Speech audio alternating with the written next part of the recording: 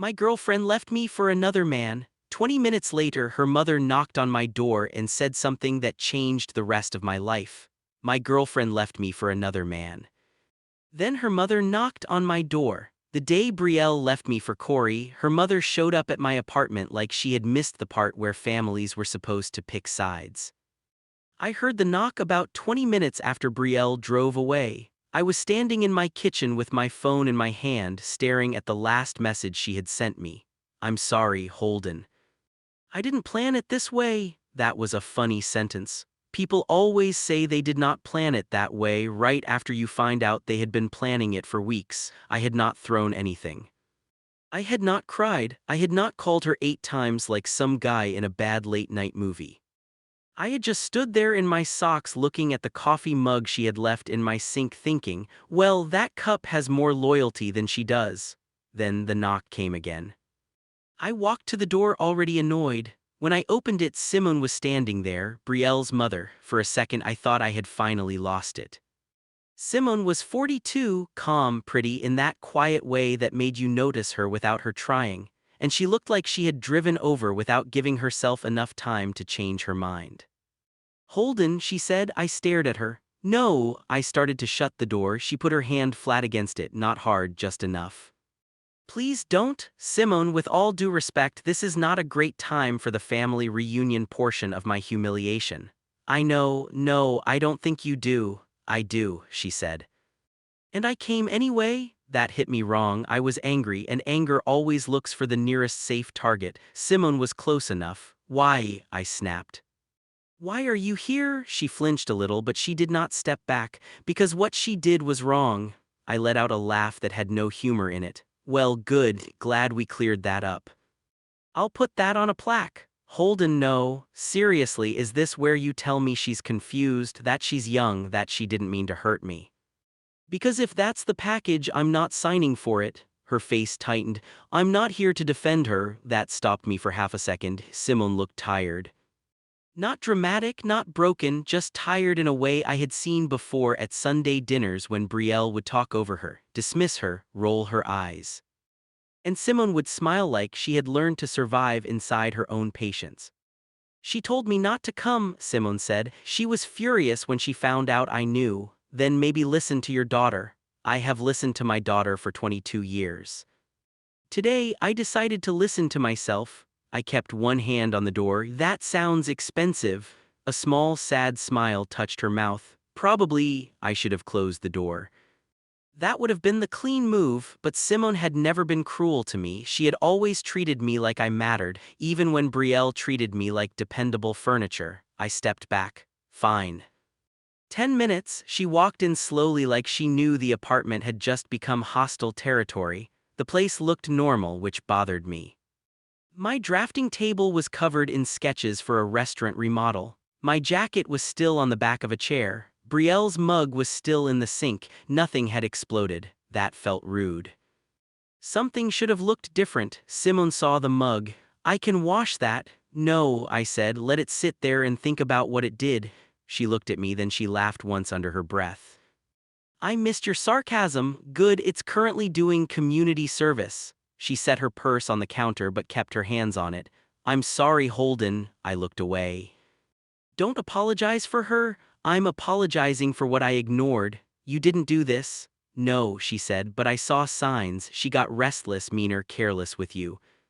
I told myself it was none of my business. It wasn't. It became my business when she expected me to applaud.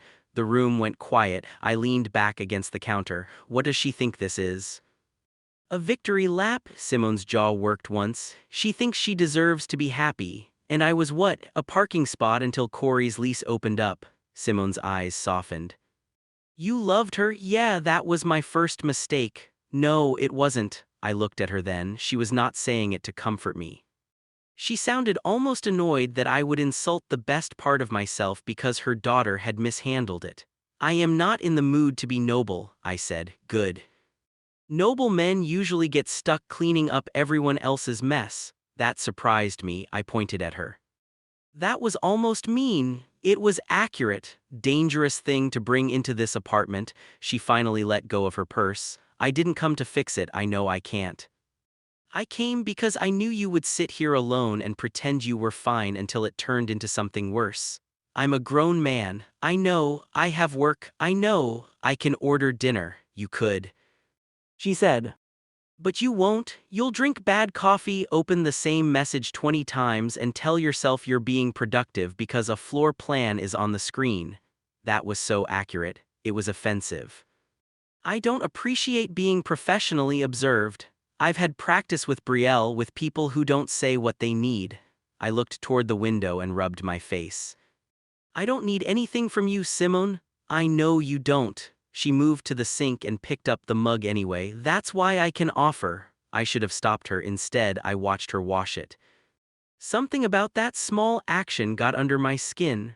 Brielle had left the mug like she left everything else behind when she lost interest. Simone cleaned it without making a speech.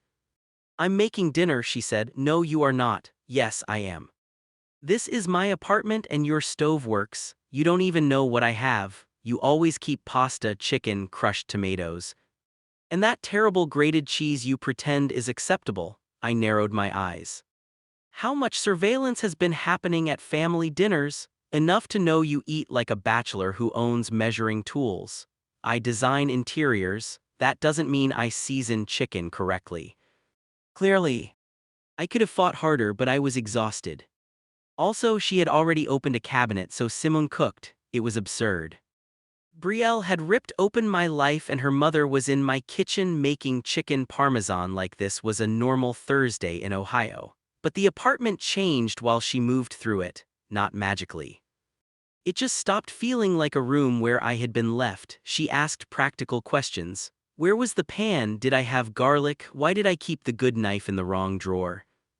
Because chaos builds character, I told her. No, it builds urgent care bills. I sat at the counter and watched her. At first, we talked about Brielle because the subject was too big to avoid. When did you know? I asked. Simone stirred the sauce. About Corey? Yeah, 2 weeks ago. I went still. She glanced back. I didn't know it had gone that far. What did she say? That you were stable? I laughed. That was the accusation. She said it like a complaint. Terrible.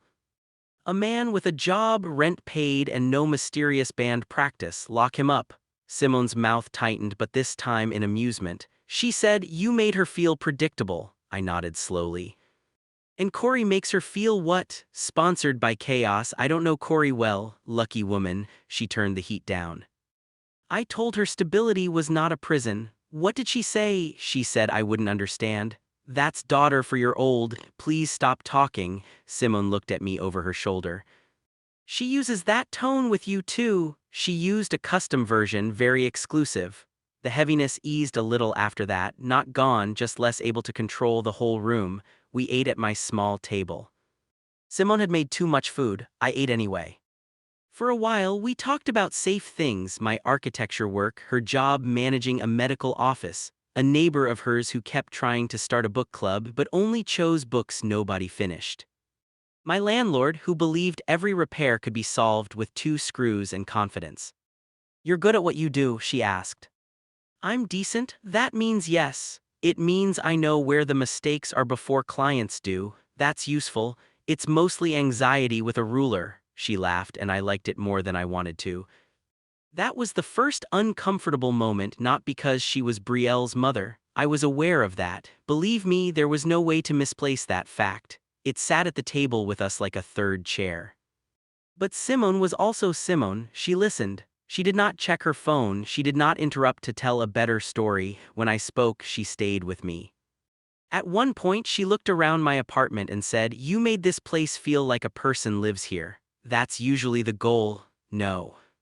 I mean it. Brielle always said it was too simple. Brielle thought anything without drama was underdecorated. Simone smiled into her glass of water.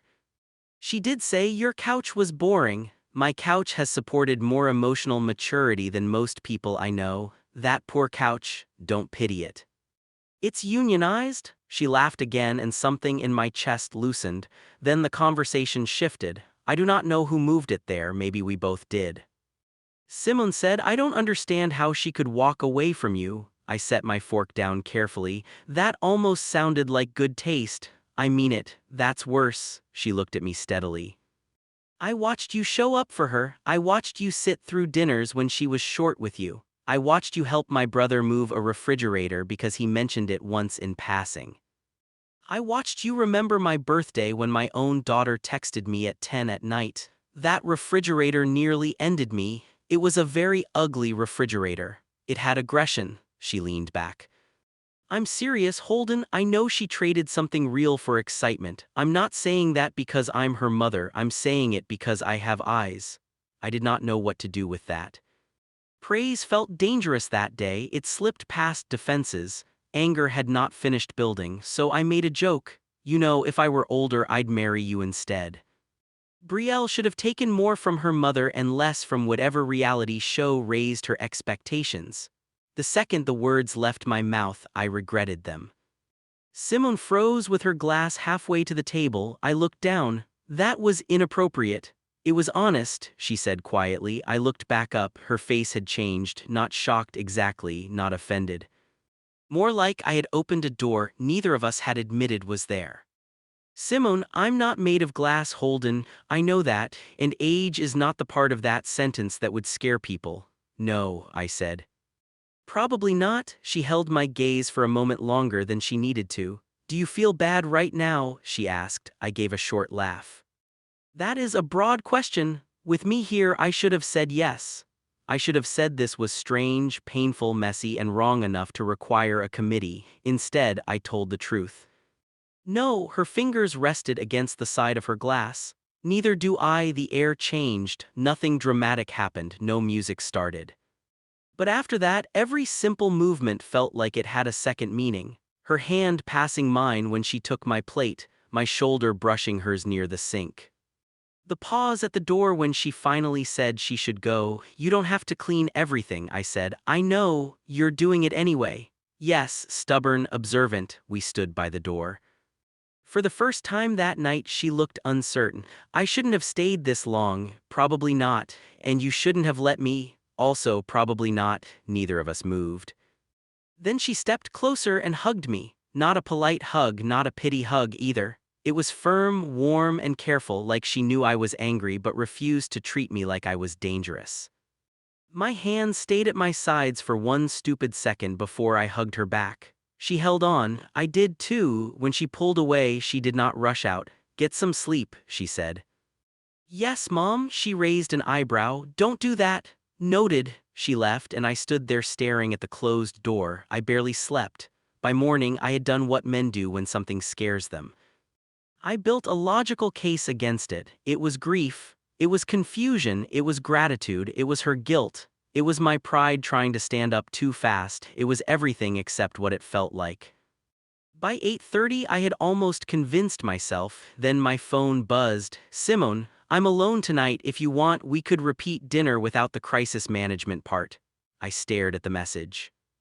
There are moments where a man pretends to think while his thumb has already made the decision. Me, what time? Her reply came fast. Simone, 7. Me, I'll bring dessert.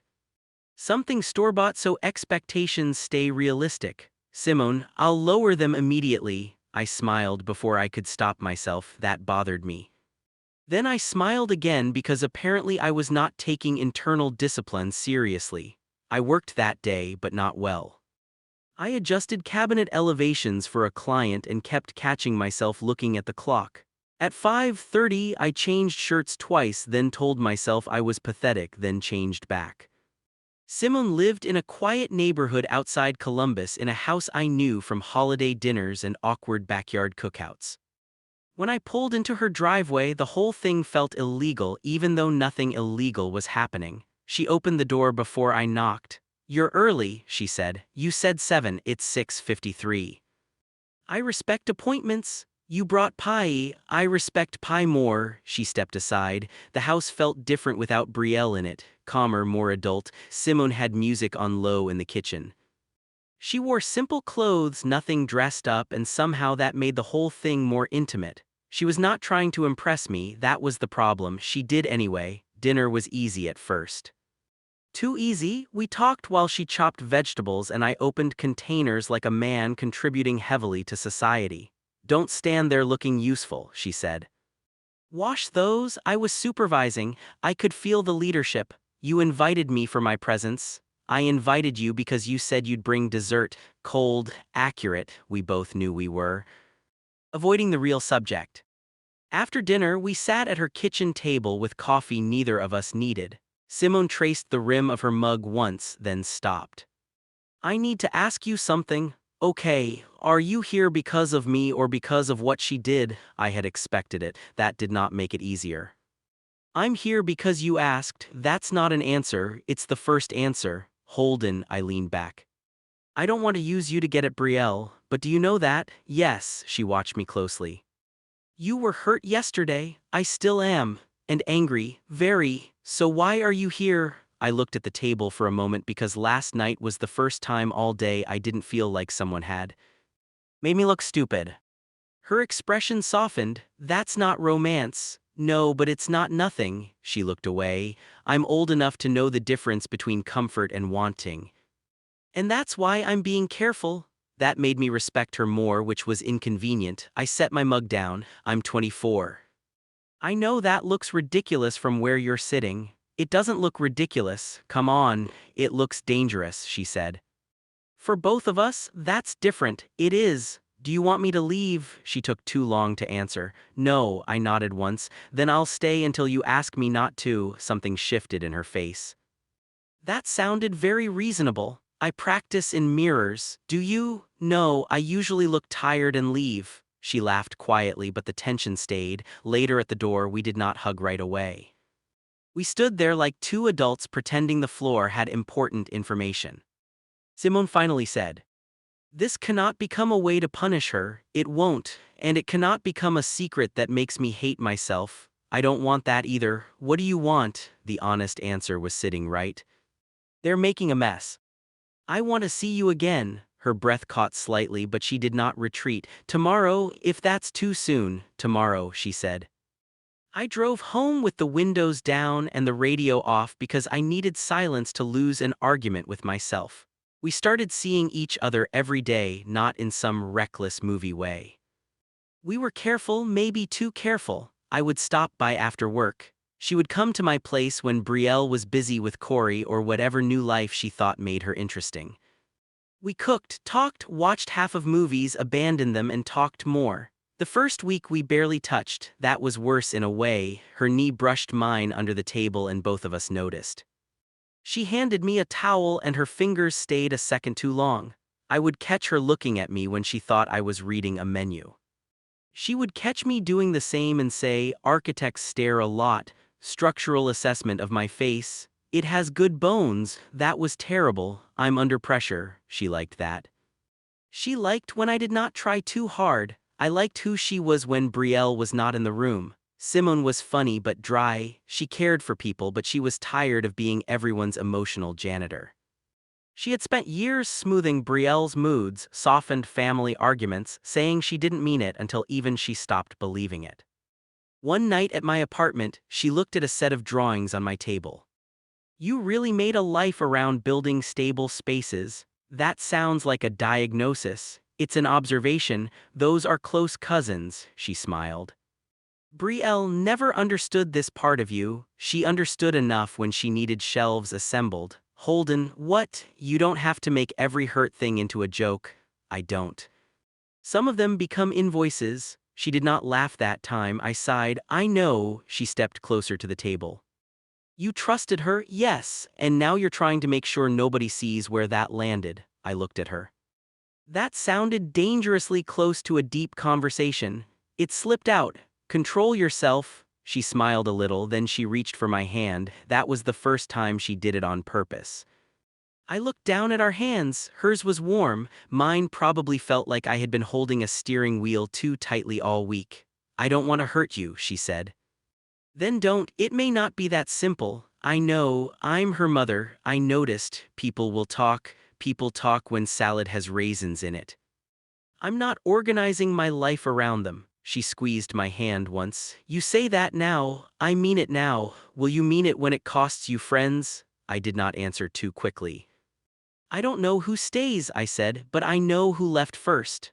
Her eyes moved over my face, searching for the part I might be hiding. "Don't make me the proof you survived her," that landed. "I won't." She looked down at our hands. "Good." Then she let go, but only after a moment. The secrecy made everything sharper. I hated that part. I hated checking driveways, avoiding certain restaurants, waiting before posting anything online. Acting like a man with something dirty to hide when what I felt around Simone was cleaner than anything I had felt in months. Still, we did it because the alternative was chaos. Brielle was already sending little messages, not enough to be meaningful, enough to keep a hook in the water. "Hope you're okay. I know this is hard. You'll understand eventually." I showed one to Simone one night. She read it and handed the phone back. "Do you want to answer? No, then don't. You're not going to tell me to be kind." "I am being kind to you." That was Simone, gentle until it mattered, then clear.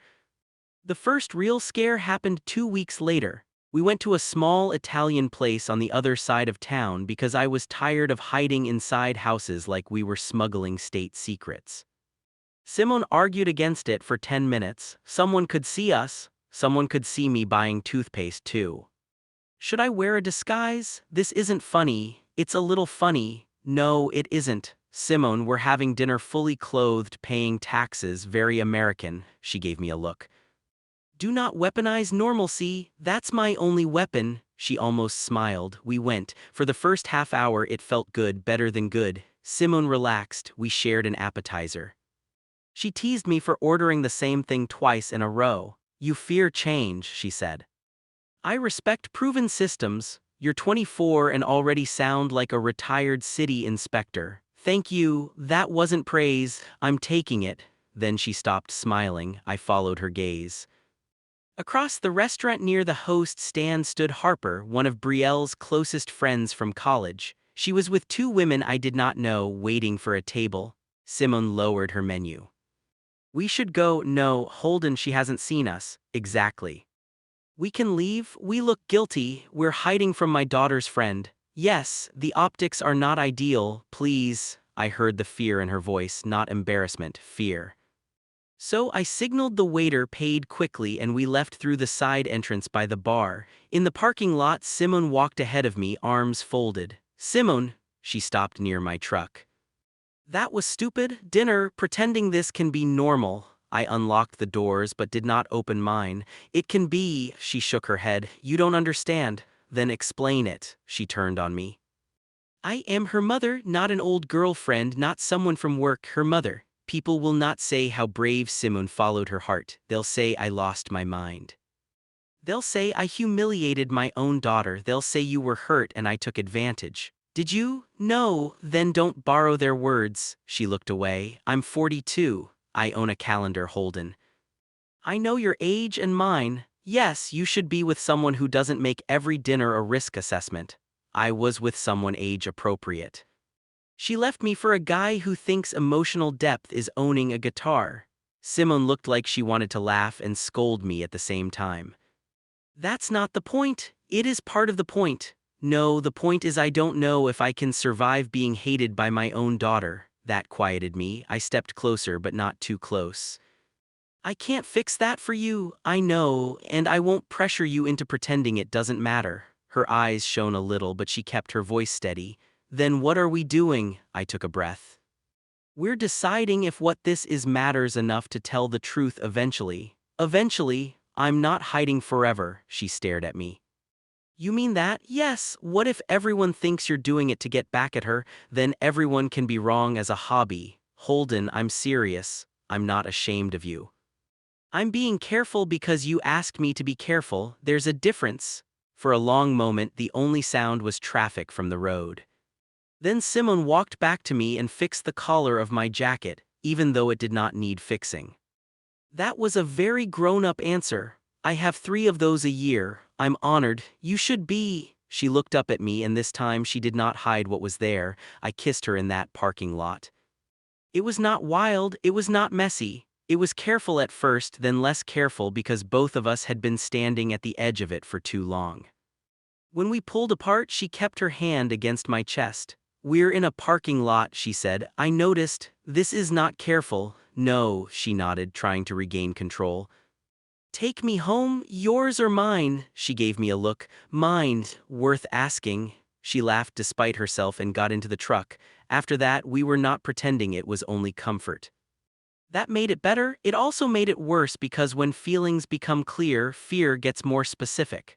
Simone began pulling back in small ways, not disappearing, just slowing things down. Shorter visits, more practical texts, less touching when we were in public spaces. I let it go for 3 days. On the fourth, I called her. Are you avoiding me? She sighed. I wondered how long it would take. I was trying to be mature. Horrible experience. I'm not avoiding you, Holden. I'm trying to think about me. About us. I'm available for the meeting. A pause. Come over. When I arrived, she had tea on the counter and the face of a woman who had already argued with herself all afternoon. I need to know something, she said. Okay. If Brielle called tomorrow and said she wanted you back, what would happen? I almost laughed, but her expression stopped me. Nothing. Don't answer fast. I don't need time. You loved her. I did, and now I know what it feels like to be valued without auditioning for it. She looked down. That sounds like me. It is you, or it's the opposite of her. I stepped closer. That's the fear. That I'm choosing you because you're not Brielle, that you're choosing me because I hurt less right now. I sat at the table. Then sit down. She hesitated, then sat across from me. I'm not going to perform certainty, I told her. I was hurt. I'm still angry. Some days I want Brielle to know she did not ruin me, and yes, that is ugly. And yes, I'm working on it. Simone stayed still. But when I'm with you, I'm not thinking about proving anything to her. I'm thinking about whether you ate lunch. I'm thinking about how you pretend not to like my jokes and then repeat them later. I'm thinking about how you look more like yourself when nobody is asking you to apologize for wanting something. Her eyes lifted to mine. That was close to a speech. I know, I hated it. You did fine. Please don't encourage me, she smiled softly. Then she said, I want you. I did not move. She looked embarrassed as soon as she said it, but she did not take it back. I want you too, I said. That scares me. Me too. Good, good. I didn't want to be the only reasonable person losing control. I reached across the table. She took my hand. We did not solve everything that night, but we stopped lying to each other about what was happening. The point of no return came on a Friday. Simone was at my apartment. We had made dinner and I had finally convinced her that my couch was not boring, just emotionally reliable. She was sitting beside me, shoes off, one leg tucked under her, laughing at a documentary we had stopped watching 20 minutes earlier. My phone was on the table. Hers was in her purse. For once, neither of us was waiting for disaster. Then my front door opened. I had forgotten Brielle still had a key. That one was on me. I changed it the next morning. But life rarely lets you fix stupidity before it enters the room. Brielle stepped inside like she still lived there. Holden, I need to grab my... She stopped. Simone stood up so fast the blanket slid to the floor. For 3 seconds nobody spoke. Brielle looked at me, then at Simone, then back at me. Her face changed from confusion to outrage so quickly it almost looked rehearsed. Are you kidding me? I stood. Brielle, don't. You say my name like that? She pointed at Simone. Mom, Simone's voice was quiet. Brielle, we need to talk. Talk, you're in his apartment. You walked in without knocking. Brielle laughed sharply. Oh, sorry, Mom. Didn't know I needed an appointment to visit the guy you apparently took from me. I stepped between them slightly. Careful, Brielle's eyes snapped to me. Careful, you're telling me careful? Yes. She's my mother, I know who she is. And you're disgusting, Simone flinched. I did not know, I said. You don't get to come in here and throw words around because reality finally got inconvenient. Brielle's mouth opened. Inconvenient. You were my boyfriend? Was because you couldn't handle me leaving. I almost smiled. I handled it. You're looking at the part you don't like. She turned on Simone again. How could you do this to me? Simone's hands were steady but her face hurt. I didn't do this to you. You went after him. No, you did. You waited until I left. Then you moved in like some desperate... Stop, I said. Brielle glared at me. Don't defend her. I will defend anyone in my home who is being insulted by someone who used an old key to start a scene. This is insane. It is definitely not my favorite Friday, she ignored. That. I'm telling everyone. Simone closed her eyes briefly. Brielle saw it and pushed harder. Grandma, Aunt Dana, Harper, Miles, everybody. I'll make sure they know what kind of mother you are. Simone went pale. I moved to the door and opened it. Brielle stared. What are you doing? Ending your visit. You don't get to kick me out. I do. Watch. You're choosing her. I looked her dead in the face. I'm choosing the person who knocked. That landed. Brielle's eyes filled, but anger swallowed it before it could become anything else. You'll regret this, maybe, but not tonight. She backed toward the hallway. This is going to ruin you both. No, I said, it's going to explain a lot. She left and I locked the door. Simone stood near the couch, one hand at her waist, staring at the floor. I should go. No, Holden, no, sit down. I can't sit down, then stand, but don't run. Because she screamed first, her eyes flashed. Don't talk to me like I'm weak. I'm not. I'm talking to you like you're about to make a fear-based decision and call it morality. That got through. She looked at me hurt and angry. You don't know what she can do to me. I know what she just tried. That was nothing. Then we deal with the rest. Yes, she looked toward the door. She is my daughter, I know, and you are the man she left. I know that too. This will look awful. It already looks awful to people who prefer simple lies. She shook her head. I need air. I did not block her. That mattered. I stepped aside. Okay, she picked up her purse. At the door she stopped. I don't regret you, she said, then she left. That night, Brielle did exactly what she promised. By morning, my phone looked like it had been drafted into a war it did not train for. Messages came from people who had not asked how I was when Brielle left. Miles, dude, what is going on? Harper, you should be ashamed. A number I barely knew. That family has been through enough. That one made me laugh out loud. I sent back, interesting. Which family meeting covered Brielle leaving me for Corey while still using my apartment as storage? No reply. Simone got it worse. Brielle called relatives. She cried. She edited. She left out the part where she had left first and focused on the part where her mother had not stayed in the role assigned to her. Simone did not answer my calls until Sunday afternoon. When she did, her voice was flat. Holden, where are you? Home. I'm coming over. No, Simone, no, please. I stopped pacing. What happened? My sister called me disgusting. I closed my eyes. I'm sorry. My mother cried. Brielle told her I humiliated the family. Brielle humiliated herself and sent invitations. Don't. Okay, she was quiet for a long time. Then she said the sentence I had been expecting and dreading. We should stop. No, you didn't even let me finish. You finished enough. This is hurting you. I'll decide that. You are 24. You should not be losing friends because of me. If they leave because I'm with you, they were Brielle's audience, not my friends. Holden. Please be serious. I am. You have your whole life ahead of you. That line needs retirement. I mean it. So do I. Her voice broke slightly. I don't want to be the reason your life gets smaller. I sat down. You made it bigger. She did not answer. I lowered my voice. Simone, listen to me. I am angry at Brielle. I am not confused about you. Those are not the same thing. They'll never believe that. I don't need them to believe it before I do. I don't know if I'm strong enough for this. That was honest. Painful but honest. Then don't decide today. I said I need time. You can have time. Don't wait for me if this becomes too much. That's not your call. It is if I'm asking you to go. Are you? Silence. No, she whispered. Then I'm here. We took 3 days, 3 long, irritating phone-checking days. I worked badly. I met with a contractor and nodded through a conversation about tile spacing while my brain was drafting replies I would never send. Brielle posted vague lines online about betrayal and family wounds. People reacted with little hearts and dramatic comments. Apparently, public confusion is a team sport. On the 3rd night Miles called. Miles had been my friend since high school.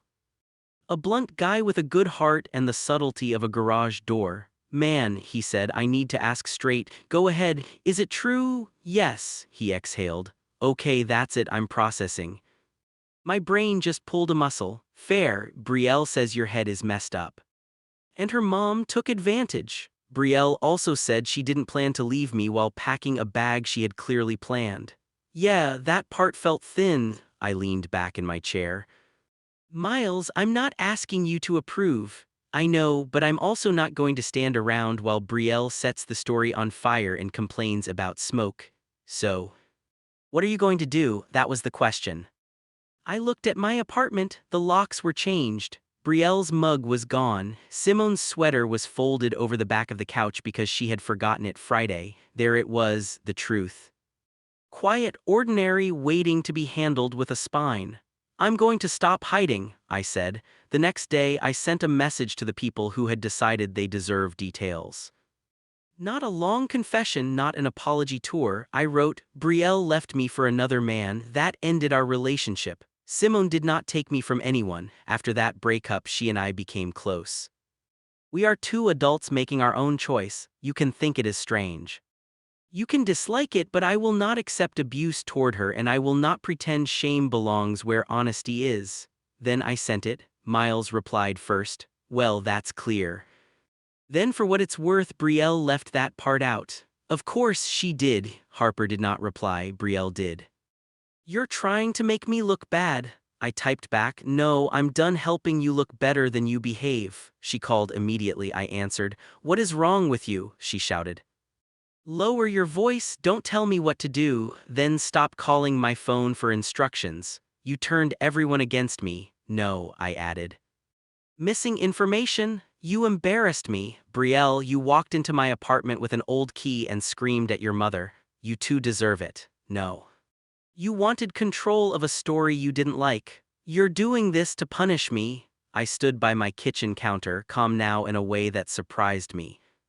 I'm with Simone because I want Simone. I'm answering you because you keep attacking her. There's the difference. She's my mom, yes. And she is also a woman with her own life. That is disgusting. No, what bothers you is that I'm happy somewhere you can't take credit. She went quiet. I continued before she could restart. Do not come to my apartment again. Do not use your friends to harass Simone. Do not call me unless it is practical and respectful. If you want to be angry, be angry. But the campaign ends here. You can't make me stop talking. No, but I can stop reacting, and I can make sure people hear the whole truth every time you try half of it. Her voice dropped. You've changed? Yes, because of her. No, because of what you did and because of what she didn't. She hung up. My hand was steady when I set the phone down, then I called Simone. She answered after 2 rings. I saw the message, she said, and you shouldn't have had to do that. I know, but you did. Yes. A pause. Why? Because I'm not hiding behind your shame and I'm not letting Brielle use mine. Her breathing changed. My sister called again. What did she say? She asked if it was true that Brielle left first. And I said yes, that was small. It was also huge. How did that feel? Terrible. Good start. She laughed and it sounded like relief breaking through. Holden, come over. I look awful. Great, I'll wear a bad shirt. We'll balance. I'm serious. So am I. Come over, Holden. I did. When I opened the door, she stood there like she had the first night. Only this time she did not look guilty. She looked scared, tired, and decided. I don't want to be hidden, she said before I could speak. Good, I don't want to be used. You're not. I don't want you to wake up 6 months from now and realize you chose the hardest possible woman because you were hurt. I design restaurant bathrooms for picky owners. I'm familiar with hard choices. Holden, I stepped closer. I choose you not because it's easy, not because it makes a good story, not because it bothers Brielle. I choose you because when I'm with you, I recognize myself, she swallowed. That one was dangerously close to beautiful. I'll ruin it in a second if you need. Please don't, so I didn't. She stepped into my arms, and this time the hug did not feel like comfort after damage. It felt like agreement. We did not go public with fireworks. Real life is less neat and more annoying. We started with normal things. Coffee on a Saturday morning at a place near my office. A walk through a small design fair where 2 people definitely recognized us and pretended not to. Dinner with Miles, who spent the first 20 minutes looking like he had been asked to solve a math problem in public. Finally, he pointed his fork at Simone. I'm going to say something awkward, Simone smiled. I expected nothing less. You make him less stupid. I looked at him. Beautiful toast. I'm still working through it, Simone laughed. Miles shrugged. Brielle told the story like you both robbed a bank, then Holden sent that message. And I remembered Brielle once accused a waitress of judging her because the soup was cold. She did do that, I said. Simone covered her face briefly. I had forgotten. I hadn't, Miles said. That soup did not deserve the legal pressure. Little by little, the loudest voices got tired. Not everyone accepted it. Some relatives kept their distance. Simone's mother took longer than anyone. Harper never apologized, but she stopped sending messages, which I accepted as personal growth on a budget. Brielle tried a few more times. She posted pictures with Corey, then deleted them. She sent Simone long messages that started with pain and ended with blame. She told people I had been manipulated, then someone would ask, "Didn't you leave him first?" And the conversation would get less fun for her. The worst moment came about a month later when Simone almost broke again. We were leaving a grocery store together when an older woman from her neighborhood saw us.